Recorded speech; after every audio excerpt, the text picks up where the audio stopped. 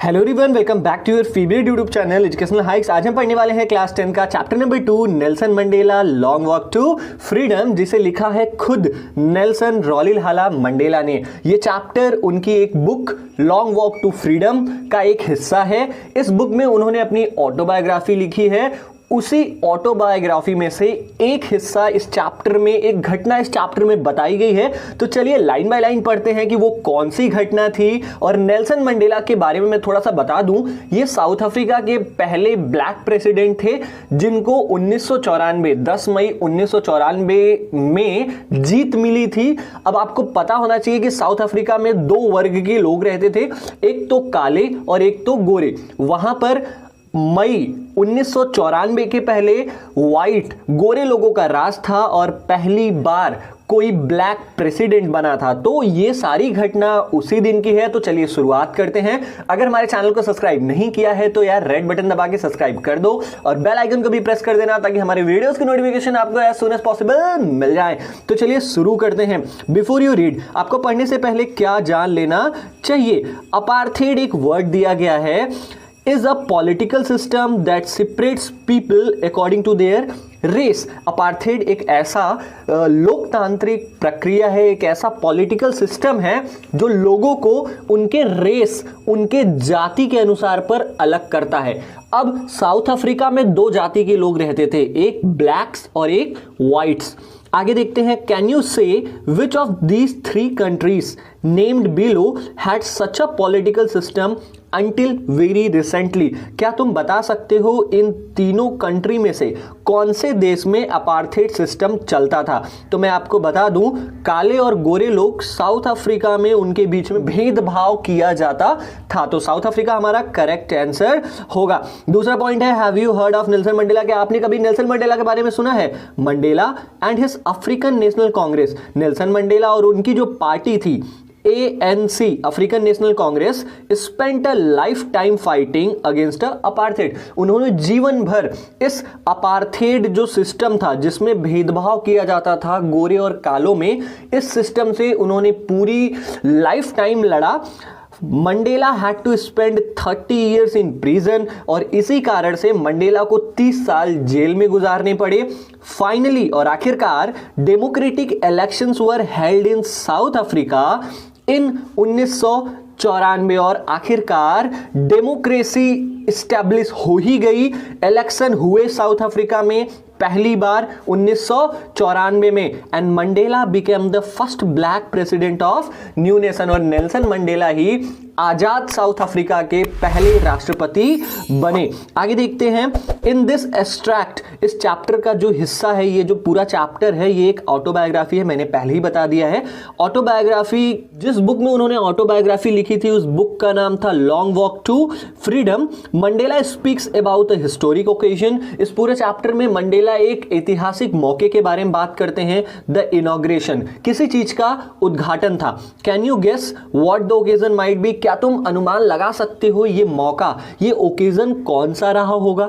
Check your guess with this item. अब यहां पर नीचे कुछ दिया गया है, उसको पढ़िए और चेक करिए, गेस लगाइए कि क्या कौन सा मौका ये रहा होगा। ये जो न्यूज है ये बीबीसी की न्यूज है। बीबीसी में आपको बता दूं एक न्यूज़पेपर है जो इंटरनेशनल न्यूज़पेपर है, उसका एक आर्टिकल है जो कि 10 मई 1994 को छपा था। तो चलिए आर्टिकल पढ़ते हैं।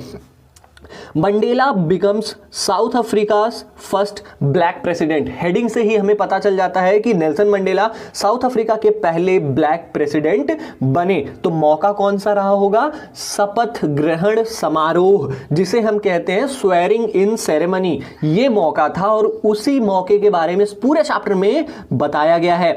आगे देखते हैं। Nelson Mandela has become South Africa's first black president. Nelson Mandela South Africa के पहले ब्लैक राष्ट्रपति बने, पहले काले राष्ट्रपति बने। After more than 3 centuries of white rule, लगभग यहां पर साउथ अफ्रीका में 300 सालों तक, 3 सेंचुरीज, एक सेंचुरी में 100 साल होते हैं, लगभग 300 सालों तक व्हाइट लोगों ने यहां पर राज किया था, गोरे लोगों ने यहां पर राज किया था।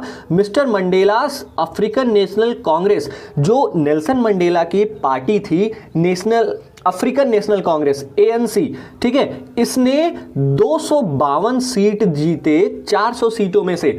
साउथ अफ्रीका में 400 सीट थे और 400 सीटों में से 252 सीटों पर नेल्सन मंडेला की पार्टी अफ्रीकन नेशनल कांग्रेस जीती इन the first democratic election of South Africa history. South Africa के इतिहास में पहली बार चुनाव हुए थे और उस चुनाव में मंडेला, मिस्टर मंडेला की जो पार्टी थी ANC, उसने 252 सीटों से जीत दर्ज की। चलिए आगे देखते हैं। The inauguration ceremony took place in the union building amphi theatre in Pretoria today. News में कहा गया था कि ये उद्घाटन सेरेमनी जो चल रही थी वो कहां पर चल रही थी? यूनियन बिल्डिंग में चल रही थी। अब यूनियन बिल्डिंग कुछ ऐसा दिखता है। यूनियन बिल्डिंग आप देख रहे हो घुमावदार है, ठीक है, उस घूमने से एक जगह बन जाती है जिसको हम एम्पी थिएटर कहते हैं। स्टेडियम जैसा होता है एम्पी थिएटर, खुले आसमान के नीचे एक स्टेज होता है और अगल बगल कुर्सियां टाइप की बनी होती हैं ताकि लोग वहां पर क्या कर सके, बैठ सके और सुन सके। तो उसी यूनियन बिल्डिंग के द्वारा बनाई गई एम्पी थिएटर में, जो कि प्रिटोरिया में था, ये सेरेमनी चल रही थी, attended by politicians and dignitaries. और यहां पर कई नेता और कई इज्जतदार लोग आए हुए थे अलग अलग देशों से, लगभग 140 देशों से आए हुए थे।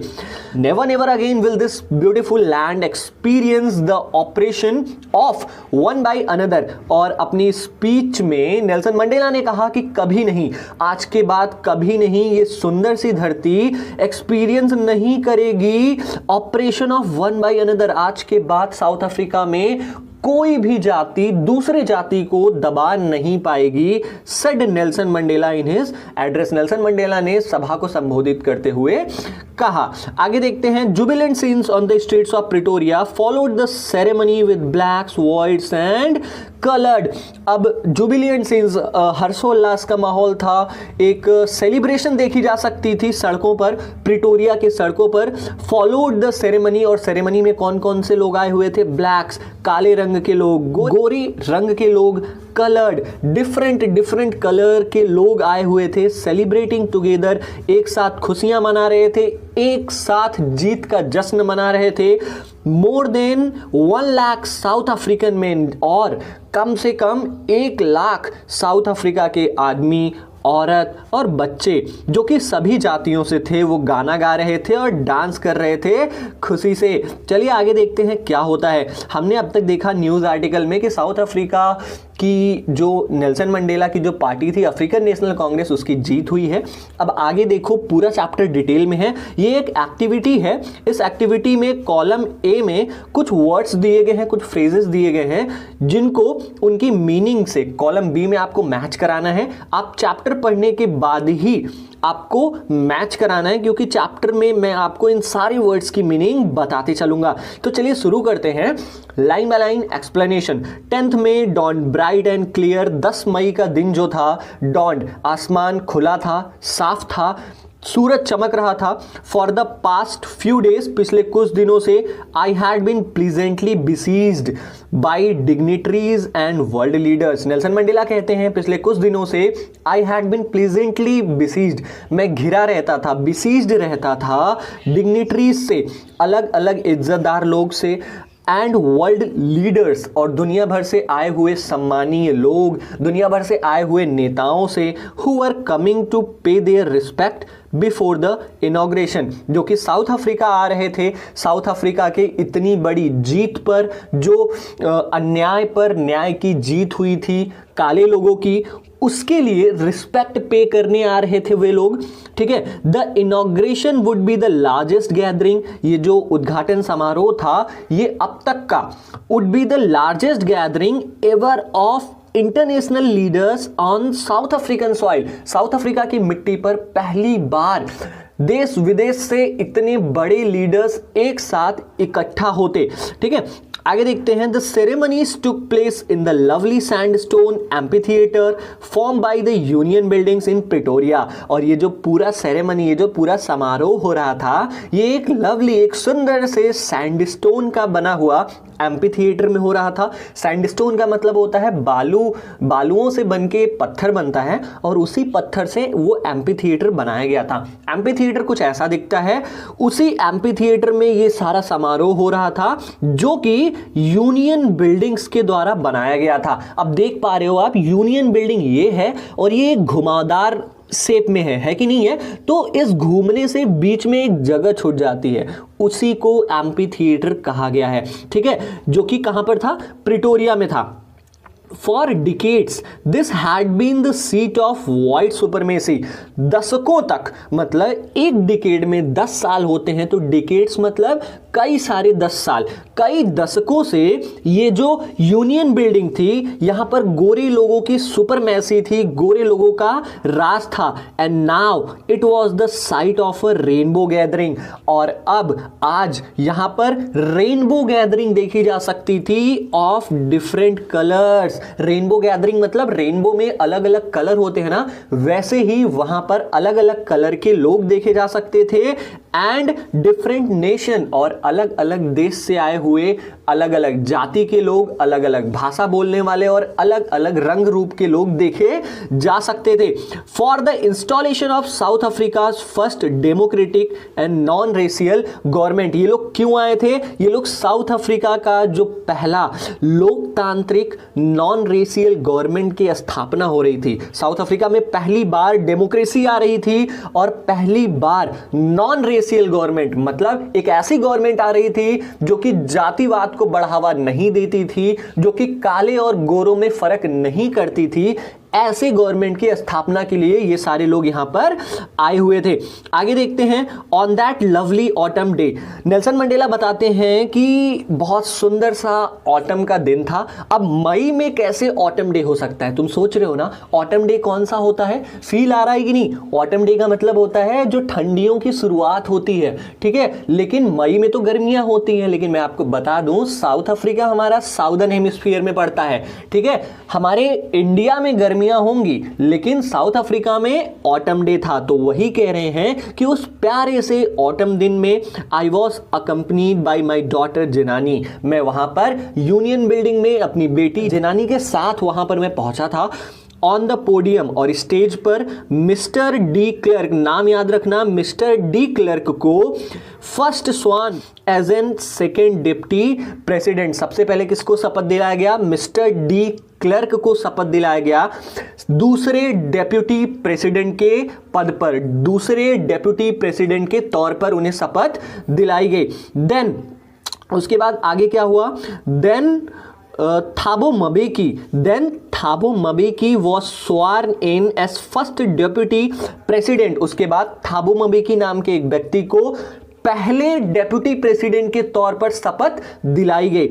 When it was my turn, Nelson Mandela कहते हैं, जब मेरी बारी आई, I pledged to obey, मैंने शपथ लिया कि मैं पालन करूंगा और अपहोल्ड करूंगा, रक्षा करूंगा यहाँ के कॉन्स्टिट्यूशन की। साउथ अफ्रीका का जो संविधान है उसका मैं पालन करूंगा, उसका मैं रक्षा करूंगा। संविधान का मतलब होता है एक ऐसे सेट ऑफ रूल्स होते हैं जिसमें यह निर्धारित किया जाता है कि गवर्नमेंट कैसे चलेगी, ठीक है। और उन्होंने क्या कहा? और कहा कि टू डिवोट माई सेल्फ, मैं अपने आप को समर्पित कर दूंगा to the well being of the republic, यहाँ के जनता के प्रति, यहाँ के लोगों के प्रति और इस देश के गणतंत्र के प्रति मैं अपने आप को समर्पित कर दूंगा। To the assemble guest and the watching world I said, वहां पर इकट्ठा हुए मेहमानों से और पूरी दुनिया के अलग अलग हिस्से से देख रहे लोगों से नेल्सन मंडेला ने कहा, क्या कहा? Today, all of us do, by our presence here, confer glory and hope to newborn liberty। आज हम सब अपनी उपस्थिति से कन्फर करेंगे, देंगे ग्लोरी, सम्मान देंगे और एक आशा जताएंगे इस नई मिली लिबर्टी के प्रति, इस नई मिली आजादी के प्रति हम एक आशा जगाएंगे कि अब हमारा देश ऐसा अनुभव फिर आने वाले समय में दोबारा ना करे। कौन सा अनुभव? ये जो अपार्थेड सिस्टम से उन्हें छुटकारा मिला था, फिर से ऐसा कोई भी दबाव उन्हें आने वाले समय में ना झेलना पड़े। Out of the experience of an extraordinary human disaster that lasted too long, और उस अनुभव से बाहर निकलकर एक एक्स्ट्राऑर्डिनरी ह्यूमन डिजास्टर मतलब अपार्थेड सिस्टम, जो कि भेदभाव अब तक साउथ अफ्रीका में किया जाता था, उन चीजों से बाहर निकलकर दैट लास्टेड टू लॉन्ग, जो कि बहुत लंबे समय से चल रहा था, उससे बाहर निकलकर must be born a society, हमें एक ऐसा समाज बनाना है of which all humanity will be proud, जिस पर सारे इंसान गर्व कर सके। ठीक है, आगे देखते हैं क्या होता है। We who were outlaws not so long ago, हम सब जिन्हें हम काले लोग जिन्हें आज तक अपराधी समझा जाता था, आज से कुछ ही समय पहले तक have today been given the rare privilege, आज हमें एक बहुत ही सुनहरा मौका मिला है, एक दुर्लभ सा सुविधा मिला है to be host to the nations of the world on our own soil, कि हम क्या कर सके, हम होस्ट कर सके, हम मेहमान नवाजी कर सके, हम स्वागत कर सके दुनिया से आए हुए अलग अलग देश के लोगों का अपनी साउथ अफ्रीका के मिट्टी पर। We thank all of our distinguished international guest, मैं धन्यवाद कहना चाहूंगा अपने दुनिया भर से आए हुए मेहमानों का, for having come to take positions, जिन्होंने हमारे साउथ अफ्रीका में वो आए और हिस्सा लिया with the people of our country, हमारे देश के लोगों के साथ मिलकर हिस्सा लिया। किस चीज में हिस्सा लिया? Of what is after all a common victory for justice, एक न्याय की जीत थी, फॉर पीस एक शांति की जीत थी, एक इंसान के सम्मान की जीत थी, और इस जीत में दुनिया भर के अलग अलग हिस्सों से आकर सभी लोगों ने हिस्सा लिया और साउथ अफ्रीका के लोगों का हौसला अफजाई किया। आगे चलते हैं, देखते हैं क्या होता है। We have at last achieved our political emancipation, हमने आखिरकार अपनी जो पॉलिटिकल जो राजनैतिक स्वतंत्रता थी, जो चुनाव करने की स्वतंत्रता थी, जो आज तक हमें वो कानूनी स्वतंत्रता नहीं दी गई थी, अब हम फ्री हैं, सारे बंधनों से आजाद हैं। We pledge ourselves to liberate all our people, हम एक शपथ लेते हैं कि हम अपने सभी लोगों को लिबरेट करेंगे, आजाद करेंगे from the continuing bondage of poverty. किन चीजों से आजाद करेंगे? जो ये लंबे समय से चल रही जो एक बंधन है गरीबी की, डिप्रीवेशन, जो आज तक जो हमें अधिकार नहीं मिला था, जिन अधिकारों से हमें दूर रखा गया था, सफरिंग, दुख दर्द से, जेंडर एंड अदर डिस्क्रिमिनेशन, और अगर किसी भी प्रकार की भेदभाव होता था, चाहे वो जेंडर के बेस पर होता हो, चाहे वो किसी भी बेस पर, कलर के बेस पर होता हो, उन सारे बंधनों से मैं शपथ लेता हूं कि मैं साउथ अफ्रीका के लोगों को आजाद कराऊंगा। Never never and never again shall it be that this beautiful land will experience the oppression of one by another, कभी नहीं, दोबारा कभी नहीं ऐसा होगा कि दिस ब्यूटीफुल लैंड, ये सुंदर धरती, ये सुंदर देश दोबारा कभी भी अनुभव नहीं करेगा operation of one by another. कोई भी व्यक्ति किसी दूसरे व्यक्ति को अब दबाव नहीं दे पाएगा, गुलाम बना के नहीं रख पाएगा इस साउथ अफ्रीका देश में। The sun shall never set on so glorious a human achievement, और ये जो सूरज उदय हुआ है, जो ये इतना शानदार ह्यूमन अचीवमेंट मिला है हमें, जो ये न्याय पर जीत मिली है, इसका सूरज कभी भी अस्त नहीं होगा। लेट फ्रीडम रेन, चलिए आजादी को राज करने देते हैं। गॉड ब्लेस अफ्रीका, और भगवान अफ्रीका को आशीर्वाद दे। अब ये ओरल कंप्रहेंशन चेक क्वेश्चंस हैं। पहला क्वेश्चन है हमारा कि where did ceremonies take place, ये जो सेरेमनी, ये जो समारोह हो रहा था, ये कहां पर हो रहा था? ये यूनियन बिल्डिंग में हो रहा था। यूनियन बिल्डिंग से बने एम्पी थिएटर में हो रहा था, जो कि कहां पर है? प्रिटोरिया में है। Can you name any public building in India that are made of sandstone, क्या तुम किसी पब्लिक बिल्डिंग का नाम बता सकते हो इंडिया में जो कि सैंडस्टोन का बना हो? बहुत सिंपल सी चीज है, लाल किला। ठीक है, आगे चलते हैं। कैन यू से how 10 May is autumn day in South Africa, कैसे तुम कह सकते हो कि साउथ अफ्रीका में 10 10 मई ऑटम का दिन कैसे हुआ? मैंने आपको पहले ही बताया, साउथ अफ्रीका हमारा साउदर्न हेमिस्फीयर में पड़ता है, इंडिया हमारा नॉर्दर्न हेमिस्फीयर में पड़ता है। तो जब इंडिया में गर्मी होती है, साउथ अफ्रीका में ऑटम डे होता है। थर्ड क्वेश्चन, तीसरा क्वेश्चन है, at the beginning of his speech Mandela mentions N extraordinary human disaster, what does he mean by this? अपने भाषण की शुरुआत में मंडेला ने एक वर्ड का नाम लिया था, वर्ड था एन एक्स्ट्राऑर्डिनरी ह्यूमन डिजास्टर। इसका मतलब क्या है? इसका मतलब था अपार्थेड सिस्टम, एक ऐसी आपदा जो साउथ अफ्रीका वाले झेल रहे थे। What is the glorious human achievement? अब कौन सी अचीवमेंट उन्हें मिली है? उन्हें अपार्थेड सिस्टम से छुटकारा मिला था। तो आई होप इस क्वेश्चन का आंसर भी आप समझ गए होंगे। चौथा क्वेश्चन क्या है? What does Mandela thank the international leaders for? Mandela ने अलग अलग देश से आए हुए लोगों को धन्यवाद क्यों कहा? इसलिए धन्यवाद कहा क्योंकि वो न्याय की जीत में साउथ अफ्रीका के लोगों के साथ हिस्सा लेने आए हुए थे। पांचवा question, what ideals does he set out for the future of South Africa? South Africa के फ्यूचर के लिए वो लोग कौन सी एक लक्ष्य, मंडेला ने कौन सा लक्ष्य निर्धारित किया? उन्होंने कहा ना कि वे साउथ अफ्रीका के लोगों को कई दुख दर्द से छुटकारा दिलाएंगे, जैसे गरीबी से, ठीक है, और जो भी भेदभाव अभी तक चल रहा था उन सारी चीजों से लोगों को वहां पर आजाद कर देंगे। तो आई थिंक आपको ये सारे क्वेश्चन आंसर समझ में आ गए होंगे। चलिए आगे पढ़ते हैं। A few moments later, we all lifted our eyes in awe. और उसके कुछ समय बाद ही, ये सब कुछ जब हो रहा था उसके कुछ समय बाद ही हमने सरप्राइज होकर, ऑ में, ऑ का मतलब होता है सरप्राइज होकर अपनी आंखें ऊपर कर ली, लिफ्ट कर ली आसमान की तरफ।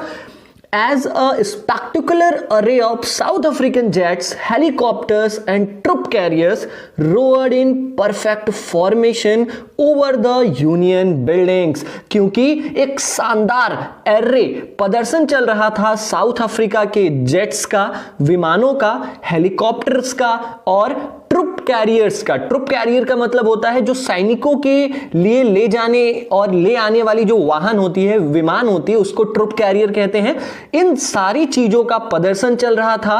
रोअर्ड इन परफेक्ट फॉर्मेशन, ये सब दहाड़ रहे थे आसमान में, एक बहुत ही बेहतरीन बनावट, एक बहुत ही बेहतरीन तरीके से फॉर्म होकर ओवर द यूनियन बिल्डिंग्स। और ये सब चीजें कहां पर हो रही थी? यूनियन बिल्डिंग के ऊपर। आगे देखते हैं क्या होता है। It was not only A display of pin point precision, और ये सब कुछ प्रदर्शन केवल इस मौके के लिए नहीं था।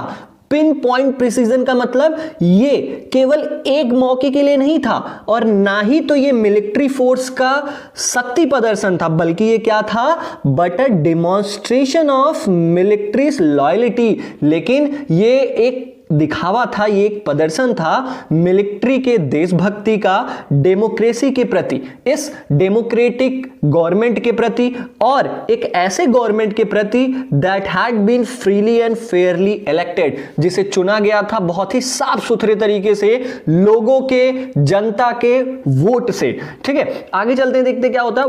Only moments before the highest generals of the south African defence force and police, और इन सारी चीजों, ये सब जो विमानों का प्रदर्शन चल रहा था, इनके कुछ देर पहले ही द हाईएस्ट जनरल, जो उच्चा अधिकारी थे, जो हाई पोस्ट पर जो वहां पर जनरल्स थे साउथ अफ्रीका के डिफेंस फोर्स के, मिलिट्री फोर्स के और पुलिस के जो उच्चाधिकारी थे, उनके चेस्ट, जिनके चेस्ट बेडक्स थे, मतलब सजे हुए थे रिबन्स से और मेडल्स से, फ्रॉम डेज गॉन बाय। वो मेडल्स, वो रिबन्स जो उन्होंने जीते थे पिछले कई वॉर्स में, पिछले कई बहादुरी के काम उन्होंने किए होंगे, तभी उन्होंने वो मेडल्स को जीते थे। और वो लोग क्या कर रहे थे? सल्यूटेड मी, मुझे सल्यूट कर रहे थे और शपथ ले रहे थे अपनी देशभक्ति का।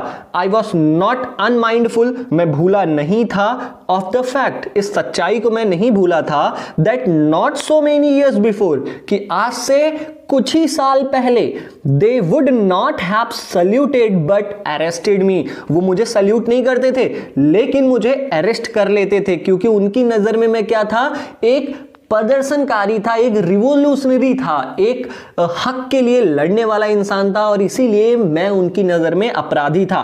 Finally a chevron of Impala jets, और आखिरकार एक चेवरॉन, चेवरॉन का मतलब क्या होता है, यहां पे लिखा गया है a pattern in the shape of a V, V shape का एक पैटर्न इंपाला जेट्स का, मतलब आप समझ सकते हो जो जेट्स थे ऐसे, फिर ऐसे ऐसे ऐसे, इस तरीके की एक वी शेप बना रहे थे, ये है ना, ये वी शेप बन रहा है कि नहीं, इस तरीके के जो इंपाला जेट्स थे, इंपाला जेट्स का साउथ अफ्रीका के जेट्स हैं ये, उन्हीं का नाम है इंपाला जेट्स। तो फाइनली आखिरकार एक इंपाला जेट्स का चेवरॉन क्या कर रहा था, left A smoke trail of the black, red, green, blue and gold of the new south African flag. जो ये चेवरॉन था इंपाला जेट्स का, ऐसे ऐसे, ठीक है, ये क्या कर रहा था, ये अपने पीछे ट्रेल ऑफ स्मोक, धुएं छोड़ रहा था। कौन से कलर का, आप देख सकते हो, ब्लैक, ब्लैक कलर का, उसके बाद कौन सा कलर था, रेड कलर का, ग्रीन कलर का, ब्लू कलर का, गोल्ड कलर का,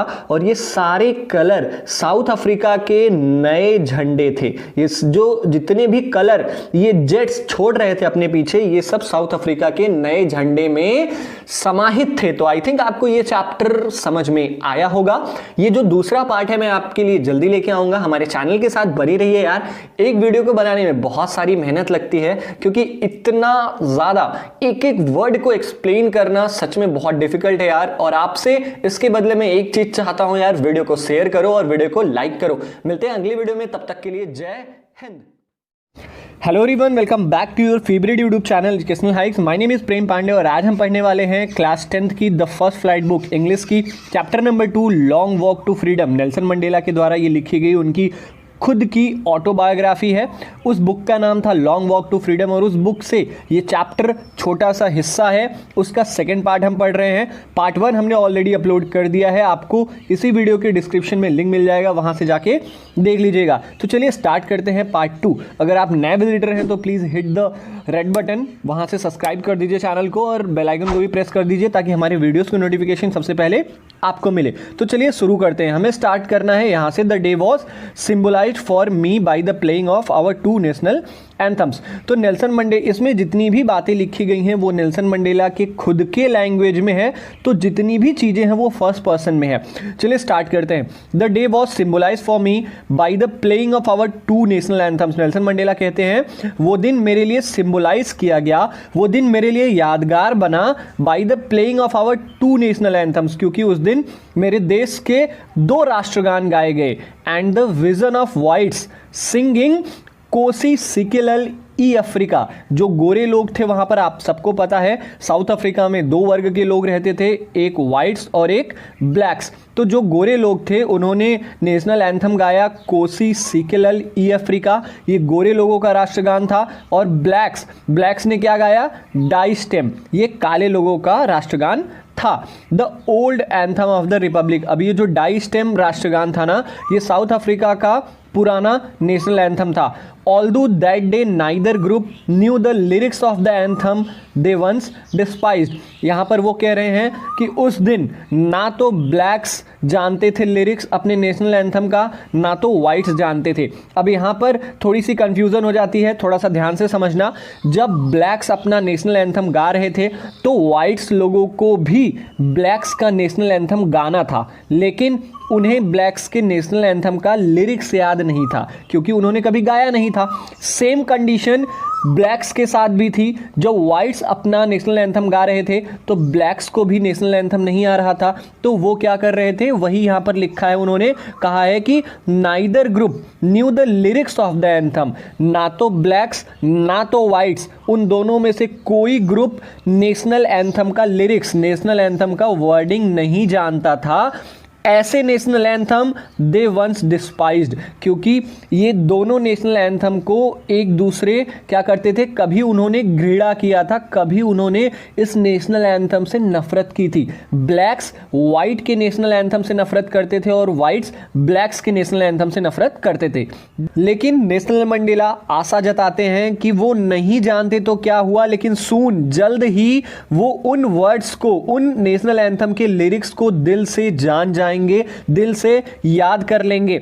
on the day of inauguration, शपथ ग्रहण समारोह के दिन क्या हुआ था? आई वॉज ओवरवेम्ड, मैं भाव विभोर हो गया था। With a sense of history, मैं इतिहास को याद करके भावुक हो गया था। In the first decade of 20th century, इस 20वीं शताब्दी का, 20वीं शताब्दी मतलब 1901 से लेकर 1999 तक का समय, उस समय में इन्होंने कहा कि इन द फर्स्ट डिकेड, जो 1901 से लेकर 1910, ये जो पहला दशक था 20वीं शताब्दी का, a few years after the bitter Anglo Boer war, और ये समय कब का था?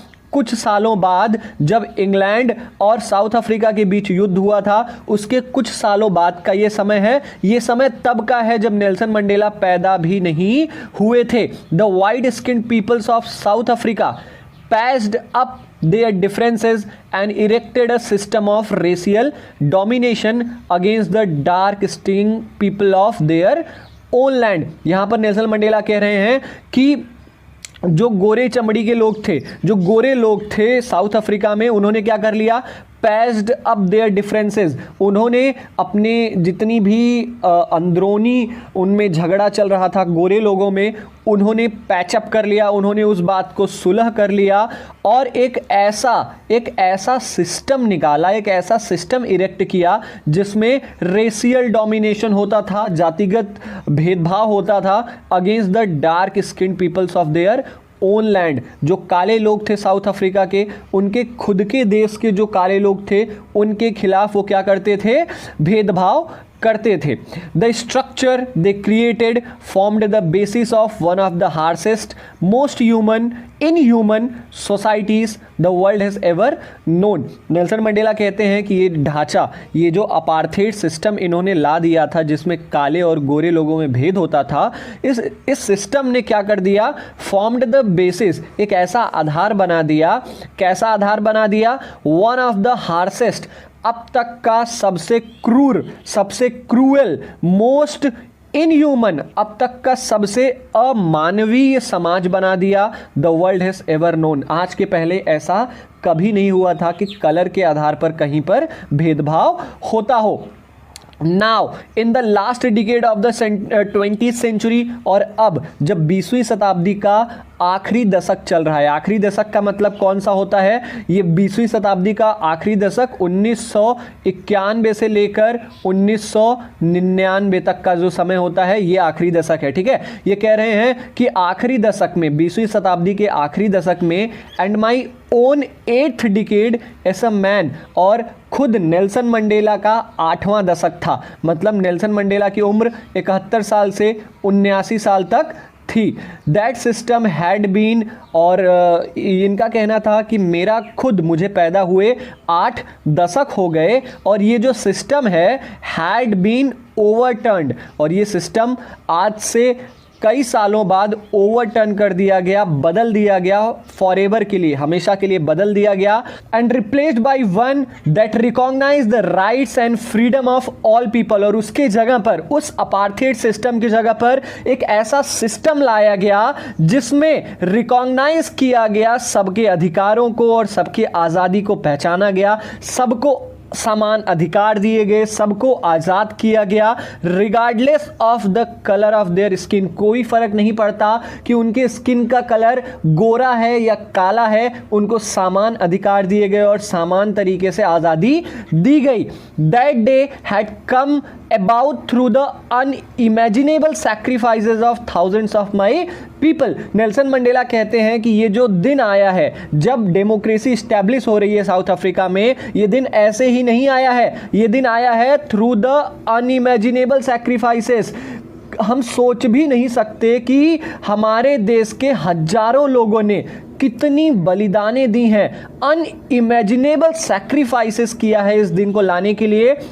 पीपल हु सफरिंग, ये लोग ऐसे लोग हैं जिनके दुख दर्द को, जिनके सफरिंग को और जिनके साहस को कैन नेवर बी काउंटेड और रीपेड, ना तो गिना जा सकता है ना तो लौटा सकते हैं हम। आई फेल्ट दैट डे, मैंने उस दिन महसूस किया, as I have on so many other days, जैसा कि मैं पिछले कई दिनों से महसूस कर रहा हूं, दैट, क्या महसूस कर रहा हूं, that I was simply the sum of all those African patriots who had gone before me. Nelson Mandela कहते हैं मुझे कई दिन से ये महसूस हो रहा है कि आज ये मेरी विजय नहीं हुई है, केवल नेल्सन मंडेला की विजय नहीं हुई है, बल्कि वो सारे देशभक्त जिन्होंने इस देश को आज़ाद करने में अपना जान गंवा दिया, उन सभी लोगों का विजय हुआ है। और ये मेरे रूप में उन सारे लोगों का सम, उन सारे लोगों को इकट्ठा मिला दिया जाए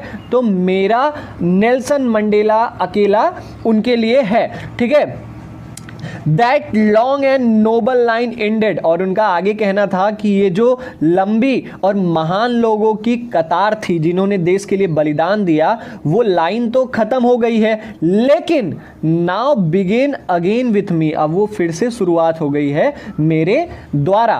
ठीक है, समझ पा रहे हो कि नहीं? नेल्सन मंडेला खुद के अंदर उन सारे देशभक्तों को देख पा रहे थे जिन्होंने बलिदान दिया था अपने देश के लिए, साउथ अफ्रीका के लिए। ठीक है, आगे वो कहते हैं आई वॉज पेन्ड, मैं बहुत ही, मेरे अंदर दर्द है इस बात का कि that I was not able to thank them, कि मैं उनका शुक्रिया अदा नहीं कर सका उनके इस काम के लिए, and that they were not able to see what their sacrifices had wrought. Nelson Mandela को दो बातों का दुख था, पहला, ना तो वो शुक्रिया अदा कर पाए उन पैट्रियट्स का, और ना ही वो देशभक्त देख पाए कि उनके बलिदानों का क्या फल मिला है, क्या परिणाम निकला है। आगे देखते हैं क्या है, the policy of apartheid created a deep and lasting wound in my country, ये जो सिस्टम है अपार्थेड सिस्टम, जिसमें काले और गोरे लोगों में भेदभाव होता है, ये जो सिस्टम है इसने बहुत ही गहरा और बहुत ही लंबे समय तक चलने वाला चोट दे दिया है, घाव दे दिया है मेरे देश को और मेरे देश के लोगों को। All of us will spend many years, हम सब साउथ अफ्रीकन्स कई साल बिताएंगे, अगर पीढ़ियां नहीं तो, अगर पीढ़ियां नहीं बिताएंगे तो कई साल तो बिताएंगे ही। किस लिए? Recovering from that profound hurt, इस गहरे चोट से उभरने के लिए हमें कुछ साल तो बिताना है। But the decades of operation, लेकिन इस दसों साल, मतलब बहुत सारे 10 साल तक, जैसे 10-10 साल का डिकेड्स होता है, ठीक है, तो ये कह रहे हैं कि बहुत कई दशकों तक इस ऑपरेशन, इस दबाव और इस क्रूरता से एक अनदर इफेक्ट पड़ा है, एक अनइंटेंडेड इफेक्ट पड़ा है, मतलब जिसके बारे में सोचा नहीं गया था, ऐसा प्रभाव पड़ा है। वो प्रभाव क्या है? And that was that it produced the Oliver Tambos, the Walter Sisulus, the chief Luthulis, the Yusuf Dadus, the Bram Fitchers, the Robert Sobuks of our time, men of such extraordinary courage. तो इनका कहना है कि इस apartheid system ने केवल बुरा प्रभाव ही नहीं डाला, बल्कि एक अनइंटेंडेड, एक अच्छा प्रभाव भी डाला है। और वो क्या? कि ऐसे देशभक्त पैदा हुए। ये सारे देशभक्तों का नाम है ओलिवर टैम्बोस, वॉल्टर सिसुलस, ये सारे देशभक्त हैं। ये देशभक्त कैसे पैदा हुए? दशकों साल तक जो इनके ऊपर अत्याचार हुआ था, इसकी वजह से इनका जन्म हुआ। और ये कैसे आदमी थे? ये थे मैन ऑफ सच एक्स्ट्राऑर्डिनरी करेज, मतलब इनके अंदर साहस का पूरा भरमार था, बहुत साहसी व्यक्ति थे ये सब हैं देशभक्त जो साउथ अफ्रीका के आज़ादी के लिए, वहां पर डेमोक्रेटिक गवर्नमेंट लाने के लिए उन्होंने अपनी जानों का बलिदान दिया। चलिए आगे पढ़ते हैं। करेज मतलब वो साहसी थे, विजडम विनम्र थे, और जेनरसिटी थी उनके अंदर, काफी गंभीर थे। दैट देयर लाइक में नेवर बी नोन अगेन, और हो सकता है उनके जैसे व्यक्ति अब इस धरती पर पैदा ना हो। क्यों नहीं पैदा होंगे उनके जैसे व्यक्ति? Perhaps it requires such depths of oppression to create such heights of character, क्योंकि शायद it requires such depth of oppression मतलब इतना गहराई से अगर किसी को दबाव दिया जाए, किसी को सताया जाए, तभी क्रिएट होता है इतने ऊंचे कैरेक्टर के व्यक्ति। मतलब इंसान की असली जो क्वालिटी होती है वो तभी निखर कर आती है जब उसके अंदर दबाव दिया जाता है उसके ऊपर, जब उसको सताया जाता है। My country is rich in the minerals, Nelson Mandela कहते हैं जो मेरा देश है वो खनिज पदार्थों में बहुत धनी है। एंड जेम्स, यहां पर जेम्स पाए जाते हैं। जेम्स का मतलब आप समझ रहे हो ना, जो प्रीसियस स्टोन्स होते हैं, आपको कह सकते हो डायमंड, आप कह सकते हो गोल्ड, कह सकते हो। तो वही नेल्सन मंडेला कह रहे हैं कि जो मेरी कंट्री है वो मिनरल्स और जेम्स में तो बहुत धनी है। That lie beneath it's soil, जो साउथ अफ्रीका की धरती के अंदर, इसके मिट्टी के अंदर पाया जाता है। But I have always known that, लेकिन मैंने तो हमेशा यही जाना है कि that it's greatest wealth is it's people, कि किसी भी देश का जो असली धन होता है, जो असली संपत्ति होती है, वो वहां के लोग होते हैं। Finer and truer than the purest diamond, वो इतने फाइनर, इतने शुद्ध और सच्चे होते हैं जैसे कि कोई प्योर डायमंड। आगे देखते हैं क्या है। It is from these comrades in the struggle that I learned the meaning of courage. Nelson Mandela कहते हैं इन्हीं कॉमरेड्स की वजह से, इन्हीं साथियों की वजह से, जब हम संघर्ष कर रहे थे एक साथ, तो इन्हीं साथियों की वजह से I learned the meaning of courage, मैंने साहस का मतलब जाना। टाइम एंड अगेन, बार बार मैंने ऐसा देखा है, आई हैव सीन, मैंने ऐसा देखा है कि main and women risk and give their lives for an idea, कि जो आदमी है, औरत है, मैंने कई बार ऐसा देखा है कि वो अपनी जिंदगी दांव पर लगा देते हैं, गिव देयर लाइफ, अपनी जान दे देते हैं फॉर एन आइडिया, किसी एक चीज के खिलाफ लड़ने में। जैसे यहां पर लोग किस चीज के खिलाफ लड़ रहे थे? अपार्थाइड सिस्टम के खिलाफ लड़ रहे थे। I have seen men stand up to attacks and torture without breaking, मैंने कई आदमियों को देखा है कि वो खड़े रहते हैं, हमले को झेलते रहते हैं, टॉर्चर जो उन्हें सताया जाता है उसको झेलते रहते हैं, विथआउट ब्रेकिंग, बिना टूटे हुए, बिना हिम्मत छोड़े हुए, showing a strength and resilience that defies the imagination, और उनके इस काम से उनकी एक ऐसी हिम्मत दिखती है, उनकी एक ऐसी लड़ने की क्षमता दिखती है दैट डिफाइज द इमेजिनेशन, जो कि सोच के बिल्कुल परे है। I learn that courage was not the absence of fear, मैंने आज तक ये सीखा है कि जो साहस होता है वो केवल डर का ना होने का नाम साहस नहीं है, बल्कि but the triumph over it, बल्कि जब हम डर पर जीत पा लेते हैं उसी का नाम साहस है। The brave man is not who does not feel afraid, एक साहसी व्यक्ति वो नहीं होता जो डरा हुआ महसूस नहीं करता, बल्कि वो होता है जो डर पर जीत पा लेता है। कनक्योर्स दैट फियर, कनक्योर का मतलब क्या होता है? ट्रिम्फ, जीत पा लेना। ठीक है, आगे देखते हैं क्या होता है। No one is born hating another person because of the colour of his skin और हिज बैकग्राउंड और हिज रिलीजन। यहां पर कहा जा रहा है, नेल्सन मंडेला कह रहे हैं कि कोई भी ऐसा व्यक्ति नहीं होता जो पैदा होते ही किसी से नफरत करने लगे या अपने दिल में नफरत लेकर पैदा हो किसी दूसरे कलर के इंसान के प्रति, किसी दूसरे बैकग्राउंड के इंसान के प्रति, या अगर इंसान कोई दूसरे रिलीजन का है तो वो पैदा होकर ही ये नहीं सीखता कि हमें इससे नफरत करनी चाहिए। People must learn to hate, लोगों को यहां इस धरती पर आने के बाद सिखाया जाता है कि उसे किससे नफरत करनी चाहिए और किससे प्यार करना चाहिए। And if they can learn to hate, और उनका कहना है कि अगर लोगों को नफरत करना सिखाया जा सकता है, they can be taught to love, उन्हें प्यार करना भी सिखाया जा सकता है। For love comes more naturally to the human heart than its opposite. यहां पर कहा जा रहा है कि जो प्यार है ना, कम्स मोर नेचुरली, वो प्राकृतिक है, वो अपने आप आ ही जाता है इंसान के दिल में, घृणा के बजाय। मतलब जितना नेचुरली, जितना प्राकृतिक घृणा, मतलब घृणा हम किसी से अपने आप नहीं करते हैं, किसी वजह से करते हैं, लेकिन हम प्यार किसी से अपने आप कर लेते हैं बिना किसी रीजन के। Even in the grimmest times in prisons, Nelson Mandela कहते हैं यहां तक कि एक जो हमारा बहुत दुख भरा समय था, ग्रीमेस्ट समय था, जब मैं जेल में था, 30 साल नेल्सन मंडेला जेल में थे। व्हेन माय कॉमरेड्स, आगे वो बता रहे हैं उस समय की घटना जब ये लोग जेल में थे, कह रहे हैं कि when my comrades and I were pushed to our limits, जब हमारे साथियों को और हमें बहुत एकदम हद तक सताया जाता था, I would see a glimmer of humanity in one of the guards, मैं तब भी एक झलक देख पाया था इंसानियत की। जो गार्ड हमें मार रहा था, जो गार्ड हमें टॉर्चर कर रहा था, उसके अंदर हमने एक झलक देखी थी इंसानियत की। परहैप्स जस्ट फॉर सेकेंड, शायद एक ही सेकेंड के लिए देखी हो, लेकिन देखी तो थी।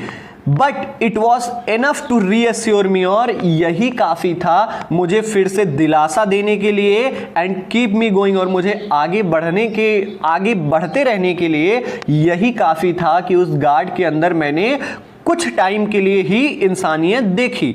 Mains goodness is a flame, आगे नेल्सन मंडेला बता रहे हैं कि जो आदमी की अच्छाई है वो एक ज्वाला की तरह है, दैट कैन बी हिडन। ज्वाला का मतलब आप समझ रहे हो ना, जलती हुई आग। वो छुपाया तो जा सकता है बट नेवर एक्सटिंग्विश्ड, लेकिन कभी बुझाया नहीं जा सकता। इंसान अपनी अच्छाइयों को कुछ हद तक छुपा तो सकता है, लेकिन उसे खत्म नहीं कर सकता। ओरल कॉम्प्रहेंशन चेक क्वेश्चन, ये आपका आंसर होमवर्क है। मैं चाहूंगा कि आप इसके आंसर्स कमेंट बॉक्स में जरूर कमेंट करें। अगला पार्ट, जो कि आखिरी पार्ट होगा इस चैप्टर का, हम जल्द लेके आएंगे। तब तक के लिए जय। Hello everyone, this is Prem Pandey. Welcome back to your favourite YouTube channel educational hikes. हम पढ़ रहे हैं class 10th the first flight book से इंग्लिश लिटरेचर का chapter number 2, Nelson Mandela long walk to freedom, जिसे खुद नेल्सन मंडेला ने लिखा है। ये उनकी ऑटोबायोग्राफी एक बुक है, लॉन्ग वॉक टू फ्रीडम, उससे ली गई है। ये थर्ड पार्ट है, और इसके पहले मैंने ऑलरेडी इस चैप्टर से 2 पार्ट अपलोड कर दिया है। चूंकि बहुत लॉन्ग चैप्टर था, इसलिए मुझे 3 पार्ट्स में डिवाइड करना पड़ा। ये लास्ट पार्ट है इस चैप्टर का। हम लाइन बाय लाइन एक्सप्लेनेशन देखते हैं, और फिगर्स के साथ हमने इस पार्ट को बनाया है ताकि जिन वर्ड्स की मीनिंग आपको लिटरली ना पता चल सके, उसको आप फिगर देख के समझ जाएं। वन थिंग मोर गाइज, अगर आप नए हो तो सब्सक्राइब कर दो हमारे चैनल को, और बेल आइकन को भी प्रेस कर देना ताकि हमारी वीडियोस की नोटिफिकेशन सबसे पहले आपको मिले। तो इस पार्ट को शुरुआत करने से पहले, जैसा मैं हर पार्ट में बताता हूं यार, कि ये सारी बातें नेल्सन मंडेला खुद कह रहे हैं, उनके ओन वर्ड्स में है, तो आप ध्यान रखिएगा इस बात की। इन लाइफ, जिंदगी में, every man has twin obligations, हर इंसान के 2 कर्तव्य होते हैं। Obligations to his family, to his parents, to his wife and children. पहला जो रिस्पॉन्सिबिलिटी होती है हर इंसान की, वो उसके परिवार के प्रति, उसके माता पिता के प्रति, अपनी पत्नी और अपने बच्चों के प्रति। और जो दूसरी कर्तव्य होता है उसका, वो अपने लोगों के प्रति, to his people, his community, his country, अपने लोगों के प्रति, अपने समाज के प्रति और अपने देश के प्रति। In a civil and human society, एक सभ्य और इंसानी समाज में, each man is able to fulfil those obligations, हर इंसान इन दोनों कर्तव्यों को पूरा करने में सक्षम होता है, according to his own inclinations and abilities, अपने इच्छा के अनुसार और अपने जो काबिलियत होती है उसके अनुसार हर इंसान इन दोनों कर्तव्यों को पूरा करने में सक्षम होता है। But in a country like south Africa, लेकिन साउथ अफ्रीका जैसे देश में, it was almost impossible for a man of my birth and color to fulfill both of those obligations। लेकिन साउथ अफ्रीका जैसे देश में ये लगभग नामुमकिन सा था कि एक इंसान जो मेरे कुल का हो, मेरे बर्थ का हो और मेरे कलर का हो, मतलब काले कलर का हो, उसे दोनों ही कर्तव्यों को पूरा करने से रोका जाता था, बिल्कुल असंभव था पूरा करना। In South Africa, a man of colour who attempted to live as a human being was punished and isolated. South Africa जैसे देश में एक आदमी जो कि कोशिश करता है कि वो अगर इंसानों की तरह जिए, वाज पनिश्ड, उसे दंड दिया जाता है और उसे समाज से अलग कर दिया जाता है, आइसोलेट कर दिया जाता है। इन साउथ अफ्रीका में a man who tried to fulfil his duty, एक ऐसा इंसान जो अपने कर्तव्य को पूरा करना चाहता है अपने लोगों के प्रति, was inevitably ripped from his family, उसे फोर्सफुली जबरदस्ती अपने परिवार से एंड हिज होम और अपने घर से रिप्ड किया जाता है, अलग किया जाता है, एंड वॉज फोर्स्ड और उस पर दबाव दिया जाता है to leave a life apart, कि वो अपनी ज़िंदगी अलग जिए। अ ट्विलाइट एग्जिस्टेंस, कैसे अपनी ज़िंदगी जिए, एक सांझ का जो प्रकाश होता है ना, अंधकार सा होता है। ट्विलाइट का मतलब होता है जो सूर्यास्त होने से पहले जो प्रकाश आसमान में होता है उसको ट्विलाइट कहते हैं। कहा जा रहा है कि वो अपनी ज़िंदगी कैसे जिए, जो अपने लोगों के प्रति अपना कर्तव्य पूरा करना चाहता है उसको साउथ अफ्रीका में कैसे जीना पड़ता था, एक ट्विलाइट एग्जिस्टेंस, एक अंधकार भरा जीवन, सिक्रेसी, गोपनीयता से रहना पड़ता है उसे, और एक विद्रोही की तरह उसे अपनी ज़िंदगी बितानी पड़ती है। I did not in the beginning choose to place my people above my family, शुरुआत में तो मैंने अपने लोगों को, अपने जो देश के लोगों को अपने परिवार से ऊपर नहीं रखा था, but in attempting to serve my people, लेकिन जब मैंने कोशिश की कि मैं अपने लोगों की सेवा करूं, आई फाउंड दैट, मैंने ये पाया, आई वॉज प्रिवेंटेड, मुझे रोका जा रहा है फ्रॉम फुलफिलिंग माई ऑब्लिगेशंस, मुझे अपने कर्तव्यों को पूरा करने से रोका जा रहा है। एक बेटे के तौर पर जो मेरा कर्तव्य है, एक भाई के तौर पर जो मेरा कर्तव्य है, एक पिता के तौर पर, एक पति के तौर पर जो मेरा कर्तव्य है, उन कर्तव्यों से मुझे रोका जा रहा है। I was not born with a hunger to be free, मैं ये भूख लेके पैदा नहीं हुआ था कि मुझे आज़ाद ही होना है। आई वॉज बॉर्न फ्री, मैं आज़ाद पैदा हुआ था। मैं किस तरीके से आज़ाद था, फ्री इन एवरी में, मैं हर तरीके से आज़ाद था, दैट आई कुड नो, मैं जितना जानता था मैं उस हर तरीके से आज़ाद था। Free to run in the fields, मैं आज़ाद था कि मैं खेतों में दौड़ सकूं, नियर माई मदर्स हट, जो मेरी माँ के झोपड़ी के बगल में खेत थे वहाँ पर मैं दौड़ सकूं, इसलिए मैं आज़ाद था। Free to swim in the clear stream that ran through my village, वो साफ पानी की धारा, क्लियर स्ट्रीम मतलब साफ पानी की धारा जो मेरे गांव से होकर गुजरती थी, उसमें मैं तैर सकूं, मैं इस चीज के लिए आज़ाद था। Free to roast mealies under the stars and ride the broad backs of slow moving bulls, मैं आज़ाद था कि मैं मिलीस का मतलब भुट्टे, ठीक है, भुट्टों को मैं रोस्ट कर सकूं, पका सकूं, अंडर द स्टार्स, खुले आसमान के नीचे मैं अपने जो भी भुट्टे होते हैं, मिलीस एक ऐसा डिश होता है जो भुट्टों से मिलकर बनता है, ठीक है, तो मिलीस को आप भुट्टा मत समझिएगा, मिलीस एक ऐसा साउथ अफ्रीकन डिश है जो भुट्टे से बनता है। तो नेल्सन मंडेला कह रहे हैं कि मैं तब आज़ाद था कि मैं खुले आसमान के नीचे मिलीस को रोस्ट कर सकूं, जो धीरे धीरे चलने वाले बैल होते हैं गाँव में, उनके पीछे जो गाड़ी लगी होती है, जो बैक्स लगी होती है, उस पर मैं राइड कर सकूं, उस पर मैं सैर कर सकूं, मैं इन चीज़ों के लिए आज़ाद था। और as long as I obeyed my father, और जितने लंबे समय तक मैंने अपने पिता की बात मानी, and abided by the customs of my tribe, और अपनी जाति, अपने कुल के नियमों से, रीति रिवाजों से मैं जब तक घिरा रहा, I was not troubled by the laws of man और गॉड, मुझे बिल्कुल परेशानी नहीं होती थी इंसानों के नियम से, जो इंसानों ने नियम बनाया था, काले और गोरे लोगों में फ़र्क, और जो भगवान का नियम था, उन चीज़ों से मुझे बिल्कुल भी परेशानी नहीं होती थी जब तक मैं अपने समाज के रीति रिवाजों से घिरा रहा, ठीक है। It was only when I began to learn that my boyhood freedom was an illusion, और तब एक समय आया जब मैंने ये सीखना स्टार्ट किया कि जो मेरे बचपन का आज़ादी था ना, वो एक इल्यूजन था, वो एक भ्रम था। When I discovered as a young man that my freedom had already been taken from me, और जब मैं बड़ा हुआ तब मैंने पाया कि जो मेरी आज़ादी है वो तो पहले ही मुझसे छीन ली गई है। That I began to hunger for it, और तभी वो समय था जब मैं अपने आज़ादी चाहने लगा, मेरे अंदर भूख पैदा हो गई आज़ादी के लिए। एट फर्स्ट, सबसे पहले तो एज ए स्टूडेंट, एक विद्यार्थी के तौर पर, एक स्टूडेंट के तौर पर, I wanted freedom only for my self, मैं आज़ादी केवल अपने लिए चाहता था। द ट्रांजिटरी फ्रीडम, मैं एक टेम्प्रोरी आज़ादी चाहता था, of being able to stay out at night, ताकि मैं रातों में बाहर रुक सकूं, रीड वॉट आई प्लीज्ड, मैं वो पढ़ सकूं जो मुझे अच्छा लगता है, and go where I choose, और मेरी जहां इच्छा हो मैं वहां जा सकूं।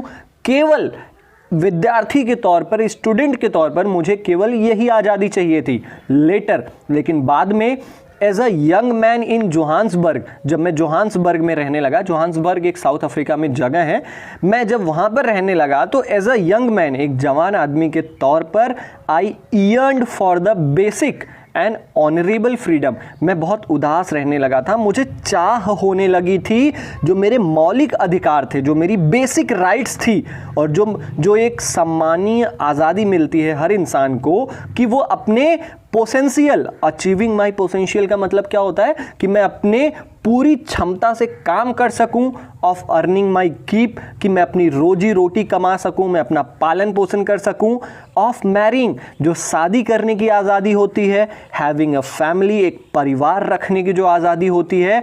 मुझे एक ऐसी आज़ादी चाहिए थी, द फ्रीडम, एक ऐसी आज़ादी चाहिए थी, not to be obstructed in a lawful life, जिसे एक कानूनी ज़िंदगी में दखल अंदाजी ना दे। मुझे ऐसी ज़िंदगी चाहिए थी कि अगर मैं कानून के हिसाब से जीऊँ तो कोई भी ऐसा इंसान ना हो जो मुझ पर अत्याचार कर सके या जो मुझ पर दखल अंदाजी मेरे निजी जीवन में डाल सके।